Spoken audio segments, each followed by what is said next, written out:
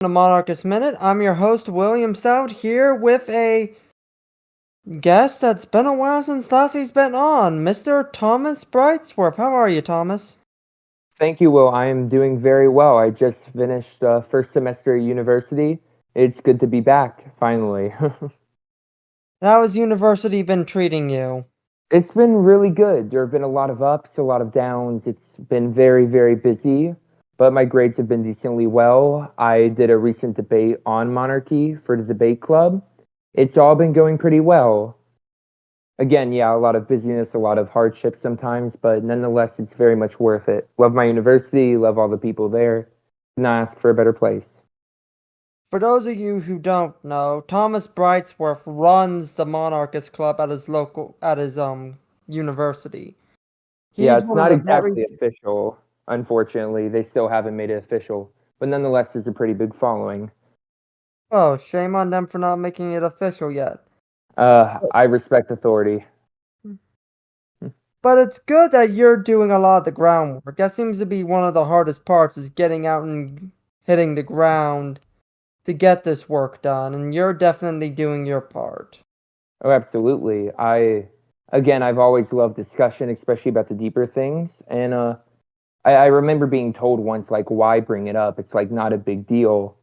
Like, why do you need to bring up monarchy in America or any of that? Like, it's not an important topic. But then I just think, if all the greatest, like, most genius thinkers, including St. Thomas Aquinas, John Locke, Thomas Hobbes, Joseph de Maistre, St. Robert Bellarmine, all thought it was necessary to bring up, I don't see why it's not either. I've gotten to have a lot of good discussions. I've kind of started talks around campus about it. It's been pretty good, and people are actually getting to know more and more about monarchy and the history behind it. Good. Yeah. Now, what are some of your goals for the future moving forward? How far in the future are we talking? Just throw some stuff out there. We can talk about whatever. Oh, sure. Well, for starters, one day I want to get my PhD, specifically in medieval studies. That's the closest I can get to what I want to major in. I love theology, that's my main study. Specifically political theology, which is a very, very not underdeveloped, but understudied in modern day. Basically, the relationship between church and state from a theological level.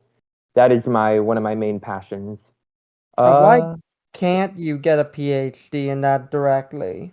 Or simply because there's no PhD program for it. There's no degree program for that. You can get theology, you can get politics. There's not really a specific theological degree or concentration for something of the sorts. That's why I think medieval studies is the best bet, because you can study medieval philosophy, medieval theology, medieval politics, because it's in the medieval era where you start seeing the doctrines relating to church and state very much come to fruition in the Catholic Church. I see. Thank you for that explanation. Of course. So, Yeah, I heard you might be spending some time abroad. Care to I explain? am most definitely am actually. Yes, I'm going to be studying abroad in Austria. Austria. Our local Habsburg aficionado is going to the motherland, it seems.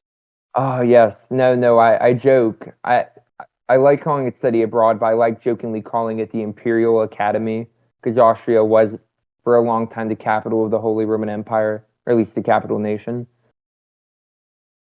But it's going to be really awesome. We're going to get to tour a lot. I have my classes lined up, deposits down. It's going to be absolutely lovely. I plan to do a bunch of things, not only studying, but we're going to be going on pilgrimages.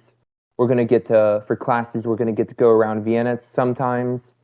And I hope to get some recordings to put on the YouTube channel specifically about the different monarchical history, because Austria, again, was for the longest time the center of the Holy Roman Empire. Vienna, which I think at that point was called Wien, was very, very Well, influential. The Habsburg was one of the most powerful monarchical families in history, and there's so much you can get there.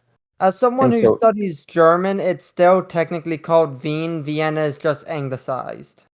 my apologies. I'm too English, I guess. No, you're alright. It's what I I just get for wanted to being a point that Jacobite. out. So, Yeah, is the university you'll be studying at in Vienna or? Yes, it's elsewhere the in same Austria? university. We have a study abroad. We have our own campus there. It was actually an old Carthusian monastery that was turned into a college. Interesting. Will this Yeah. will this cost you extra with No, your actually, it costs a little extra specifically for shipping stuff over, specifically like again going on the plane, taking all the stuff. It costs you want to bring extra money specifically just for souvenirs and eating out, etc. But school wise, no, the tuition's the same. They simply move your tuition over there. really? That's actually pretty good then. Yeah, no, the school is very generous. They do really good, and it works very well. I love going to Europe. I've been there many times, and this is a place. When I was younger, I didn't really think about it much. I didn't really see what was the point. But then studying more and more history, especially Catholic political history, this is like the dream place to go. I've Speci- unfortunately never left the country in any meaningful capacity. Hey, I've well, only that's all right. We'll all. I hope you get your chance someday. It is absolutely worth it. I absolutely do want to. I've just the opportunity's never presented itself. I've never had the resources or well, Yeah. frankly, anyone to go with. Going overseas is definitely something I wouldn't want to do alone. Oh, absolutely. No, no. Like in Italy, one thing we always learn is about pickpocketing. Like, it's an interesting fact. Like when we go into the Vatican, they always tell us to keep your bags, like put them in the front, not in the back. I've heard stories about specifically because again, we're going on a pilgrimage to Rome. They like have kids who like go up to hand flowers, like all come swarm you and try to pickpocket you. Again, it's kind of like a literally Oliver Twist, but to be fair, that's understandable. Fun fact: Vatican City actually has the highest crime rate in the world. Really? But well, here's the catch.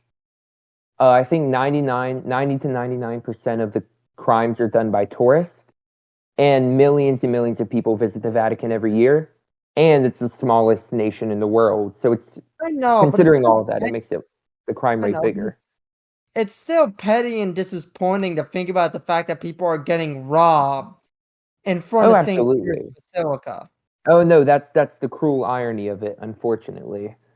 And again, unfortunately, fallen human nature, again, smallest yet most influential nation in the world, has millions and millions of people coming every year. Priceless artwork. It's bound to have that happen. Just statistically, it's the most probable. But nonetheless, I've been to Europe many times. I've flown many times. I know what I'm doing. I haven't had anything get stolen. There was one case where I nearly lost my wallet, and I went back to the restaurant to find it, and the owner gave it to me and said, "You are very lucky." And I was just like, "Indeed, I am." But no, nonetheless, other than that, again, every nation has its own little thing. But nonetheless, it's still a beautiful, beautiful place to go. We may be going to Poland as well, but that's a possibility, not a definite. On my bucket list is I want to go to Munich for Oktoberfest. That's one of my musts. Ah, I've heard Yes, about I that. know that's probably a little cliche, but it's what I want to Oh, do. no, no, no. It's not cliche in America. That's pretty unique for us.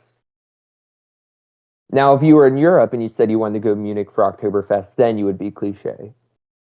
I uh I really want to go to Spain one year for Holy Week because Spain is one of the only nations that never completely or nearly eradicated Catholicism. England, you had the Protestant Revolution under Henry VIII, Holy Roman Empire, that in Germany, that's a whole hodgepodge of history, some good, some bad. The French Republic was actually I think the first atheistic government in history, like one that purely based itself off reason and not any religion. The cult of reason itself was atheistic. Spain was like one of the only. Well, okay, the Kingdom of Italy was Freemasonic and basically took over. Although they did allow Catholicism to be the state religion, Spain is the only like nation that never let go of its Catholic roots for a long, long time. Still haven't. For Holy Week, they go all out. Like it is actually beautiful. I've always wanted to go there for that. You see, your goals are so much higher than mine. Your goals are to travel for Holy Week. My goal is to actually find the time to actually just go to an Easter morning church service. Okay, so Yeah, I think I've told you before, but my parents are divorced.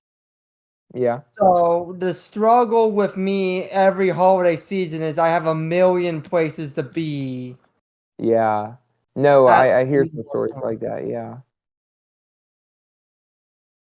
Like I usually have 2 or 3 different Christmases to go to at any one time. yeah. No, I'm sorry. It It is doesn't what it sound fun at is. all. Yeah. No, I will say, as much as I want to travel to Europe for Holy Week specifically, doesn't mean I don't like my regular tourism. I do love shopping in Europe. Like going to England, the bookstores are phenomenal. I don't know if you're much of a reader. If you ever go to England, make sure to go to the antique shops in London. Because if you are a reader, you will die there. Like it's so beautiful. Uh, when it comes to reading, I like reading. I don't do nearly as much reading as I would like Yeah. to, but I Same, definitely like reading. same, But unfortunately. Yeah. I know everyone talks about the shopping in Europe, but I would not want to go shopping in Oh Europe yeah, because it just feels so cheap. Like, what am I doing over here on the other side of the world, oh yeah. surrounded by historical artifacts, Oh, absolutely. participating in consumerism? And that's why you do the compromise. You go to the historical places, learn all the history, walk through it all, possibly give it your own personal tour if you're really good at it. I did that once in England. And but then you go to the gift shop afterwards. No, yeah, no, I'm not as good at reading as I should be. I love reading. I'm just not good at it anymore, and I It's hard barely to make find time for it, time. which I really should do. It's hard to find Yeah, time to read. yeah, it unfortunately is. But even then, I have time for it. I just don't like. It's hard to get yourself to sit down and do it, and that's fortunately one of the parts of our generation where it's like we really don't like to sit down and do something very, very simple, even though it's so beautiful. Like it's even to this day, like I pray the rosary every day. It's still really hard for me. Like that is a very difficult thing because it's like basically sitting in silence, contemplating on something that you can't hear, can't really see, just saying the same prayers over and over in contemplation. That is difficult, but you push through and you work hard at it. I want to do that more. This Christmas, I'm going to try and learn to schedule properly so I can take like maybe 15 minutes to read, an hour to work on MOA stuff, and that will also include other writings as well. Take time to visit family, friends, etc. Scheduling is key here. No, Right. but the favorite thing I am looking forward to in Austria, and I really hope I get to see it, is the Habsburg Library. Well, if you're really lucky, you might get to see an actual Habsburg. Ah, that would be very, very nice. No, no, I love Imagine Edward. being the first member of the Monarchists of America to actually get to interview a royal. That would be very awesome. I'd actually have to reach out to him at some point. Me and my friend decently knows Charles Colomb a bit. I'm hoping to get an interview with him. If I could get an interview with Edward Habsburg, that would be really nice. I love him. His comments on the internet make my day. I mean, if I had a moment to interview Edward Habsburg, I wouldn't even talk about monarchy. I would end up picking his brain about anime the entire time, being the weeb I am. I would pick his brain more about history, but also about the Catholic faith. Because again, the Habsburgs, especially after Blessed Karl the First, the last okay, I wouldn't call him the last. He never abdicated, but he was basically the last actual reigning emperor, and he was exiled. He's a blessed in our church. He's beatified, which means he only needs one more miracle to be canonized into a saint. His And I know, wife, Empress is some also people argue he's fulfilled that sainthood, right? uh the, kind of again the Vatican has to officially prove it. It takes a while to prove these miracles because there's like a strict criteria. Because so one, it has to be an incurable disease or something of the sorts. Two, there can be no medical cure for it. Like for example, if someone claims there was a miracle, but it was found out with specific medicine, that doesn't count. Like again, the Vatican is very strict and it takes a good while to prepare. They also have to look through the entire possible saint's life to see like, was there anything to the point of death that could have prevented them from going to heaven? Because the only difference between a blessed and a saint which we call beatification and canonization. Beatifications are not infallible. Canonizations are. Canonizations actually fall under what we call a dogmatic fact, which means we are bound to believe it. So, for example, like Blessed Carlo Acutis, the first millennial saint, the 21st millennial saint, when he's canonized, I am bound as a Catholic to believe he is in heaven. Doesn't mean I have to ask him to pray for me. I don't have to pray to him, but I still have to believe it. For Blessed Carl I, we don't necessarily have to, although he does have many miraculous cases being reported to the Vatican. Fun fact, Charlemagne, the first Holy Roman Emperor, is actually a blessed in our church. He is beatified. The only issue I could see coming up with Charlemagne is forced conversion of the Saxons. Yeah, no, that is an interesting thing, and people often look at that and say, like, how? Which, to some extent, the forced conversions thing, it's debated to some extent. Like, for example, there are many Saxons who are forcefully converted, and again, the reason Charlemagne's a beatified, he's blessed, is not because of specific actions. It's, did he live a holy life, and did he die in a state of grace, and is possibly in heaven?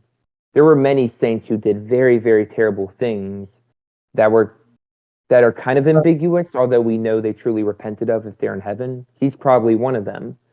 But when it comes to the forced Saxon conversions, kind of like all of history, it's not like it was a unanimous thing. Like, for example, in Spain, when they forced the Jews to convert, many of them, if not the majority of them, were forced to convert. But many of them stayed as Christians for a number of reasons. Many actually chose to be baptized after that. Some for specifically because they were terrified of the peasant Christians who were going against the king and the pope, who told them not to force baptize. Whether it's because they wanted a higher role in the Christian Spain, or because they actually genuinely believed. There were many Jewish Christian bishops. Again, it was kind of the same with the Anglo-Saxons. There was a number of reasons why they converted. Some were forced, many were not. I do think that's one of the great unique things about Christianity, is that even in the more bloody, gruesome times in history, the Christian church still explicitly states that sorry, I'm getting tongue-tied here. That's all right. The Christian church explicitly states that conversion must be consensual. You must, Absolutely. the catechumen or the baptized must consent to baptizing and consent to conversion in order for it to be valid. Yeah, no, absolutely. We believe baptism. No, anyone for the salvation of Christ. Yeah, absolutely. We do. If someone is forced to, sorry, continue. Isn't it technically a mortal sin to force someone? Yes, because you are explicitly doing an invalid sacrament. Invalid means it was never done to begin with. For example, if I say, we believe as Catholics that baptism washes away sin, specifically original sin, but if you have mortal and venial because you're of age and you get baptized, mortal and venial as well. Forced baptisms, forced conversion has always been condemned. I actually wrote a paper for one of my classes about the Rhineland massacres, where in the Peasants' Crusade, Christians followed an ex-hermit and murdered and massacred Jews and forced baptize many of them, but some cases just massacred them. And it was the Catholic clergy who actually fought the Christians, like specifically in the Prince-Bishoprics of the Holy Roman Empire, who fought them to try and save the lives of the Jews, as well as to keep them from forcefully converting. And actually, many of them, this is actually under Holy Roman Emperor Henry IV. He was the worst Holy Roman Emperor I have ever studied. But he actually, when Jews were forcefully converted, he actually made a law stating that if they were forcefully converted, they can go back to practicing Judaism. This is actually a part of what the Catholic Church calls the Sicut Judaeis, which is laws about the Jewish people in explicitly Catholic nations, which protects their rights, says they cannot be forcefully baptized, their property cannot be unjustly taken away, etc. It does say they have to be like distinguished between Catholics, but that's for a number of reasons. One, it's so that Catholics, and again, it was an interesting time, trying to think of the right way to say this. it was so Catholics didn't actually abuse them, because every Catholic knew about the Sicut Judaeus. So if you attacked a Jew for being a Jew, it would be known explicitly. But it was also so that the Jews didn't do anything secretly against Catholics, because again, there was animosity on both sides. No side was innocent at that point. But nonetheless, the Catholic Church has always been against forced conversions. We literally have whole laws, again, the Sicut Judaeus about the Jews, which protects them from being forcefully converted, even during the Crusades in the Holy Lands.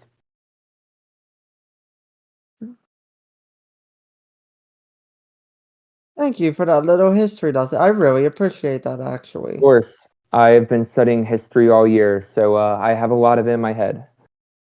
Yeah, I've been studying engineering. I just finished a course on advanced PLC programming. Ah, I don't know what that is. For the uninformed, the PLC stands for Programmable Logic Controller. It's an industrial-grade computer. Nice. Well, actually, now, William, we're on the topic. We're getting to many, many different topics, but it seems to link back to the Rhineland or the Holy Roman Empire, Germany, whatever. I want to ask, because this is a fun debate to have amongst historians. When do you think there's a successor to the Roman Empire, and if so, which one? Oh, not this argument. No, I no. The reason I ask is because I learned you can learn a lot about people based on their historical or theological views. So this is it. Consider this a way to get to know you, as well as a way to try and talk about the Holy Roman Empire. The only meaningful descendant to the Roman Empire was Byzantium, and of course that's because Byzantium was a direct continuation of the Roman imperial system. Yeah. And Fair. after the fall of the Eastern Roman Empire, the only real successors to the Roman Empire at that point were a bunch of kingdoms that's actual national origin goes more back to Germanic barbarians, and each one of them basically only used the title of successors Holy Roman Empire to justify expansionist conquest. Interesting. Do you mind if I tell you my view on it? If you end up saying the HRE, I'm going to pull out the No. Voltaire line. Well, wait, I want you to understand where I'm coming from here. Again, I view history from what is called sub specie aeternitatis. I view everything from the aspect of eternity. History and theology go hand in hand. I do not view history without theology. So I want to give you my reasoning for why I think the Holy Roman Empire was the true successor. So, you have, again, the Roman Empire splits in the East and West. The Western Roman Empire eventually falls, and you were correct. The Byzantine Empire was the true successor of the Roman Empire. However, again, from a Catholic theological perspective, the Pope has the power to depose patriarchs, kings, and emperors single-handedly, to reinstate unjustly deposed ones and to instate new ones. That is all written in the Dictatus Papae, as well as earlier papal claims as well. Specifically before the crowning of Charlemagne, this was during the East-West Schism, specifically under Empress Irene, who was the Byzantine Empress. Eventually, after the schism, the Pope deposed Empress Irene, again in accordance with the papal power he had. He deposed Empress Irene, and I think maybe a few months to a year later, crowned Charlemagne as the Imperator Romanum. It wasn't even called Holy at that time. It was just called the Roman Empire. Therefore, making Charlemagne and the Holy Roman Empire the true successors. Again, from a Catholic theological perspective, it works. And so when people get, and moral of the story, when people get depressed about the Roman Empire falling, I get less depressed, because it's like, yeah, the Roman Empire fell, but it fell in the 1800s. Like, we had a good run. So that's my perspective, and it's a very different one from modern day, because it's very theological, again, much more deeper into it. But that's basically my reasoning why. If the Pope has the power to depose emperors and instate new ones, that would mean Charlemagne was the true Roman emperor, because Irene, who was the true Roman empress, technically, was deposed. I could argue that the papal state, in some way, is a remnant of the Holy Roman Empire, because it at least encompassed the city of Rome, and maintained a sort of Roman-esque governance because it briefly, although in a very ceremonial form, maintained the Senate for some time. But my whole philosophy behind why the HRE is not Rome is because it's not culturally connected to Rome, given that it was predominantly German. It's not politically connected to Rome. And when I mean politically, I mean like in terms of institutions. It doesn't share anything in common with Roman institutions. Okay. I'll say this. That basically goes into the argument of what Voltaire infamously said: the Holy Roman Empire was neither holy nor Roman nor an empire. Exactly. That's what I'm going. Well, That's what I'm getting sure, at. and I understand where people come with that. However, one, I would say Voltaire was in the words of Mozart, was a dog. I don't take anything he says for granted. He's the reason, like he's the reason the majority of history about Catholicism is miscued to the point where people take things for granted, like Constantine found the Catholic Church. I'm not judging. I'm not making a judgment based off of his character. I'm just saying it makes a point. Well, sure, but I would actually disagree with him fully, and I would actually disagree with you on that point because one, Holy Roman Empire. One, for Catholics, something isn't holy based on just on morality. That comes into virtue. Righteousness and virtue are different. Righteous comes into, well, for example, everything we view in the Catholic Church is sacramental. The state, the church, everything in life relates back. Holiness, you aren't holy because you act moral. You're holy because you've been appointed by God or anointed and blessed in a certain way. Holy or sacred means set aside. Sanctus, which means holy, and holy and sacred come from the same Latin word. The Holy Roman Empire was the only kingdom in history, the only monarchy in history crowned directly by the Pope. He was appointed actually as the actual primus inter, the first among equals among the kings of Europe. Again, he didn't have a pope-like authority over the kings, but nonetheless, it was seen as a much higher calling. There's a reason many monarchies wanted to marry into the Holy Roman imperial family, because it had that kind of prestige. It was set aside. That's what sacred originally means. Second, it actually could be argued it was Roman. One, the Germanic lands for a long time were under the Roman Empire. And in the idea of a Roman, you weren't Roman because you shared an exact Roman culture. You weren't Roman because of the province you were in. You were Roman if you were a Roman citizen. Rome always had the mindset of when they conquered new people, and again, this kind of changed with Carthage, because they really didn't like Carthage one bit. But you were Roman if you were a citizen. When Rome would take over you, they would give you the option of be an ally, become a part of an empire and get full citizenship, or just better watch out next time. And a lot of the Germanic tribes were a part of it. And I'm almost done, I promise. I'm sorry for rambling. But then you have empire. The Holy Roman Empire was an empire because, one, there's not one definition of an empire. Empires aren't just autocratic, completely unionized, nationalized. An empire, the Holy Roman Empire falls under what's called a tribute empire, where the majority of provinces in your empire are self-autonomous. They pay a meager tax, and they are promised protection. The Holy Roman Empire falls under that definition perfectly, which is a much more ancient form of empires. And politically, sure, it was very different, but it had a lot of similarities. The Reichstag very much formed itself off of the Roman Senate. I guess you could say the Holy Roman Empire has more similarity to the Persian Empire, and that as a tribute empire, the individual princesses function more like the satraps of old. Yeah, and the Roman Empire for a while did that too. Well, actually, specifically the Roman Republic, which took over a lot of land. But nonetheless, the idea of the Holy Roman Empire not being holy nor Roman nor an empire, again, I'm arguing from a very Catholic historical perspective, based on what it means to be holy from a Catholic perspective. In Roman, I'm arguing historically. You're Roman if you're a citizen of Rome. The majority of the Germanic lands were, in fact, citizens of Rome, albeit not very nice ones. And it was an empire, technically.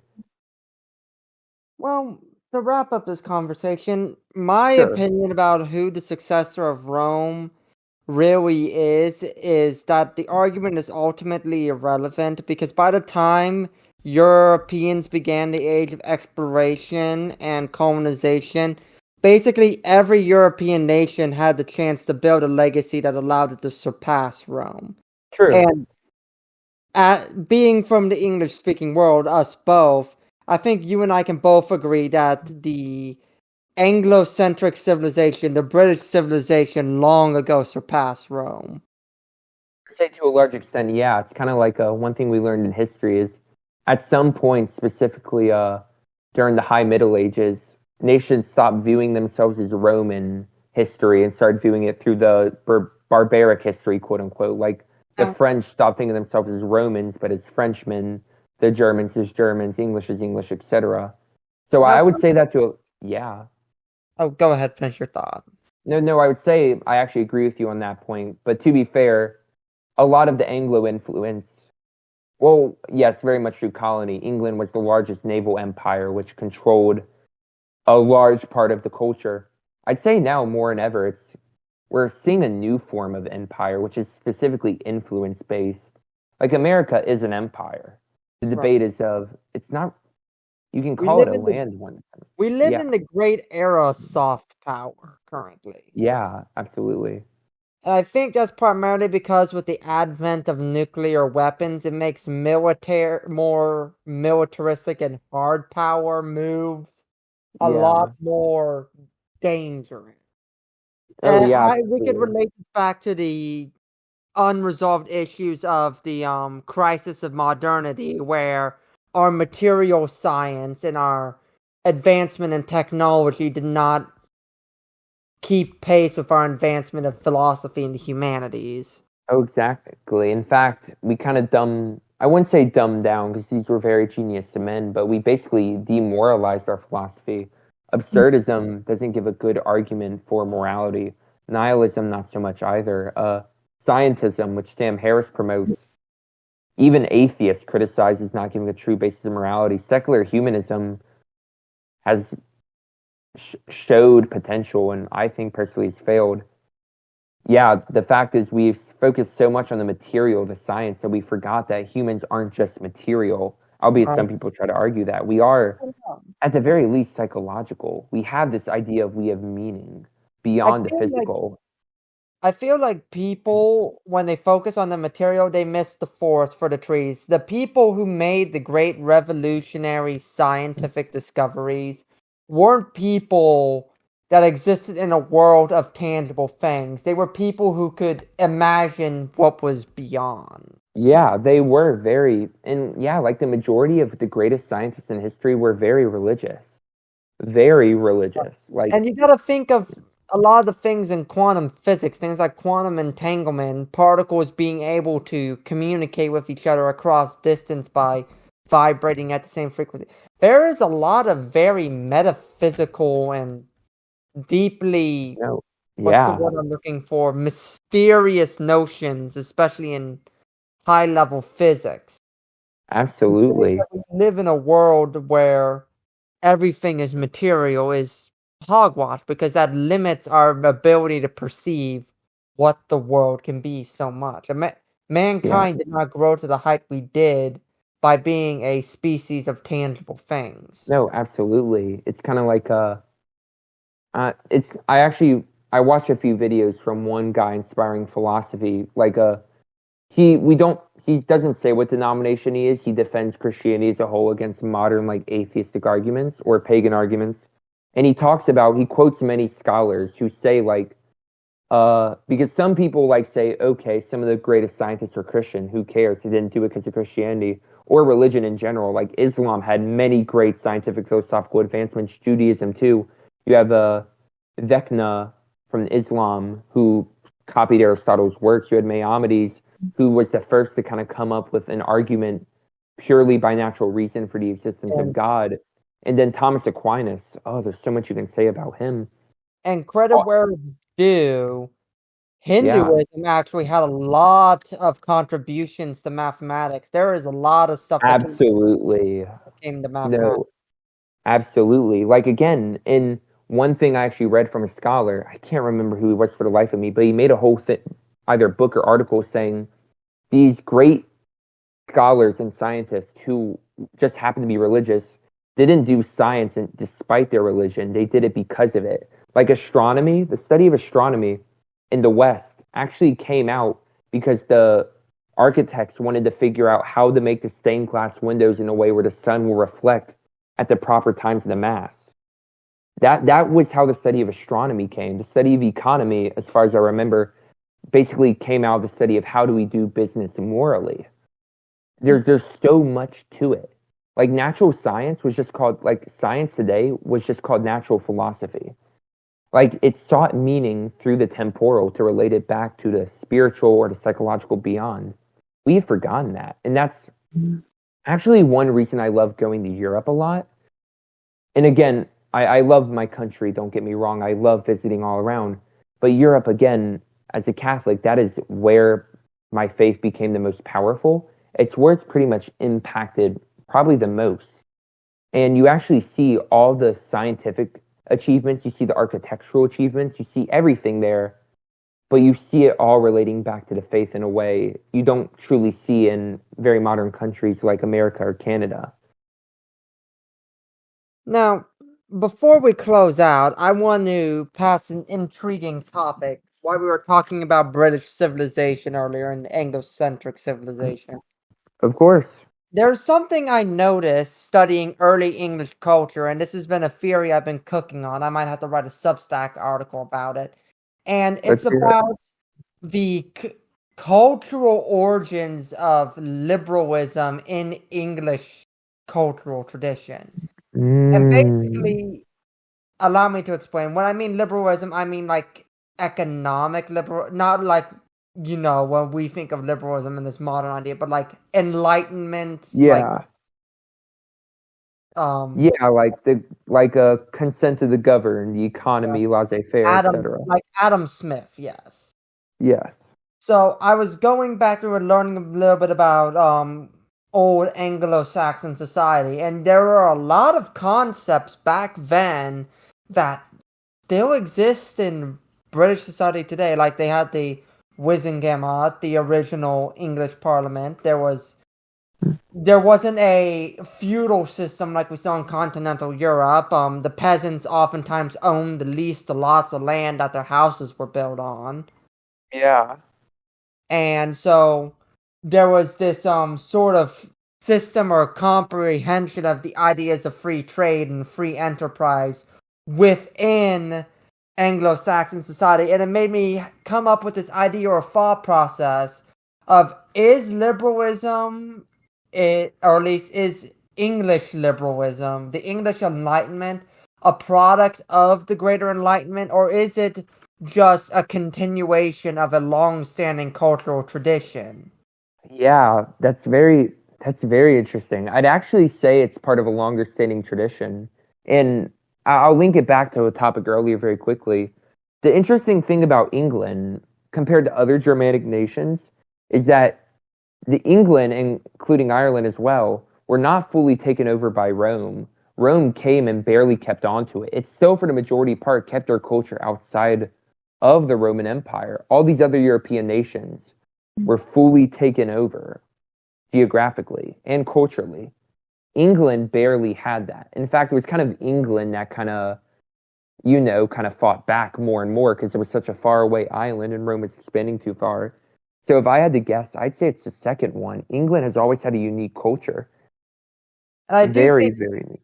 And I do think England has benefited somewhat from being separate from the European continent, except if we count the Angevin Empire. But even during the time of the Angevin Empire, England still remained relatively separate and segregated from the continental affairs.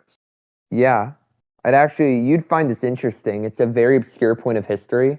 Did you know that England was actually a vassal of the Papal States for, I think, maybe, I don't know if it was 2 weeks or 2 years. I'm trying to remember. England was a vassal of the Papal States for a while. How did that happen? It's a long story, and I'm still looking through the full history. Apparently, because King John was, I'm trying to remember it correctly. It was a while since I looked this. Basically, King John, the guy who the barons went against, was being an absolute douche. And the Pope excommunicated, and he refused to pay tithe to the church. It was either that or he was forcing bishops to be more loyal to him. It's been a long time. But nonetheless, King John was being an absolute screw-up as a king, as he tended to do. and the Pope excommunicated him. He did an interdict, and England was a papal vassal until King John could pay off the debt, and England actually followed through with it. King John eventually paid off the debt very quickly. That it's a very interesting part of history. It's kind of like a what if England was always a papal vassal, which, to be fair, I don't think would have made much of a difference. It's too I, far away. I still think one of the most interesting English what ifs was if the North Sea Empire actually became a thing. If Harold Hardrada actually succeeded in winning the succession war to the English crown. Because there is a very big argument that without the French influence, that England would have stayed largely Germanic and Anglo-Saxon instead of changing and morphing the way it did with the French influence and the continental It's influence. funny. You get French influence and you become their worst enemy. But no, again, you know the main part of English history I'm interested in. So we don't have to go there. Well, let's not talk about the English Reformation. Mistakes were Whoa, made. I wasn't talking about the English Reformation. I was talking about the Jacobites. Oh, yeah. No, despite what it may seem, I don't talk about the English Reformation nearly as much. Even as a Anglo-Protestant, I will admit there were many mistakes made during the English Reformation. Oh, absolutely. Again, like every Protestant I've ever met who like knows a little bit about the English Reformation is like, yeah, that wasn't cool at all. I've actually been looking into Thomas Cranmer a little and his influence on the theology of Anglicanism. He's an interesting one. One thing interesting I learned later about the English Reformation is I never realized how much Reformed theology influenced Anglicanism. Oh, absolutely. Like yeah, I the knew early the Puritans were very Calvinist, but I didn't realize the rest of England was as Calvinist as it was until. Oh no, absolutely. Like specifically because of Thomas Cranmer, like the bishops in England like fought tooth and nail, being executed to some extent to try and see which theology would it be more scholastic or more Calvin or more reformed in that nature. Thomas Cranmer, again, probably the most influential bishop, Archbishop of Canterbury for the Anglicans. He was very much reformed. He kind of hit it more so early on, and then it became more and more. It's actually, since we're a monarchist channel, I guess I have to add Anglicanism, which again is a confessional Protestantism. They have a creed, they have their confessions, which you can lay out. They are actually the only explicitly monarchist confession or Protestantism, which I know is very stereotypical, but nonetheless it's interesting. I even have some Protestant work about monarchy by Sir Robert Filmer, who is an Anglican monarchist.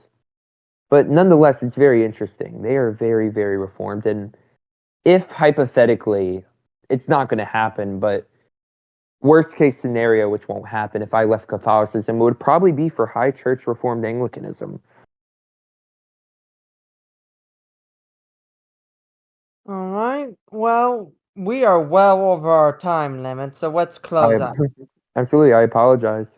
No, you're all right. This was a good conversation. Absolutely. All right. Please bow your head and join us in prayer. In the name of the Father, Son, and the Holy Spirit. Our Father, who art in heaven, hallowed be thy name. Thy kingdom come, thy will be done, on earth as it is in heaven. Give us this day our daily bread, and forgive us of our trespasses, as we forgive those who trespass against us. And lead us not into temptation, but deliver us from evil. For thy is the kingdom, the power, and the glory forever. Amen. Thank you for joining us this evening on Monarchist Minute. We hope to see you next time. Same place. If you're watching this on YouTube, like, comment, and subscribe. If you're watching this on or listening to it on any of our other platforms, make sure to follow us. Follow us on social media, Twitter, Instagram, whichever's your poison. If you want to help out or get involved, either send us an email or join us on Discord. Until next time, may God bless you and may God bless the United States of America. Thank you and good night.